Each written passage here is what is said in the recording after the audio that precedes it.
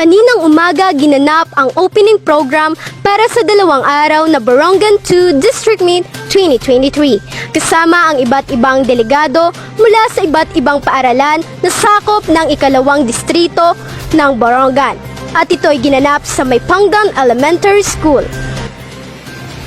Kabilang sa mga nanguna sa pagbubukas ng nasabing kaganapan ay sina Dr. Rebecca Picardal, punong guro ng Maypangdan Elementary School na nagbahagi ng kanyang pambungad na mensahe, at ang school head ng Sorok Elementary School na si Ma'am Luz Aquino na siyang nagrepresenta sa bawat delegado.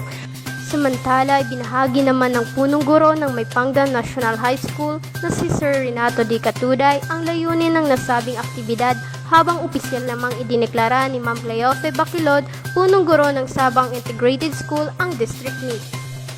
Isang masigabong palakpakan naman ang sumalubong sa 4 na kabataang atleta, kabilang sina Lawrence Embalano at Marcian Armatigan ng MNHS, runners-up sa 2022 EVRAAS sa kanilang pagpapaalab sa Earn for Peace and Unity na sinundan ng Oath of Amateurism na pinangunahan ni Balano.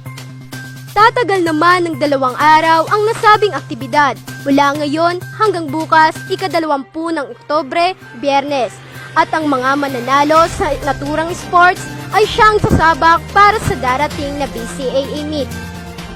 Mula rito sa Maypangdan National High School, ito ang aking magiting na paglalatag para sa makakabataang pamamahayag. Heart Costuna para sa Guerrero Filipino.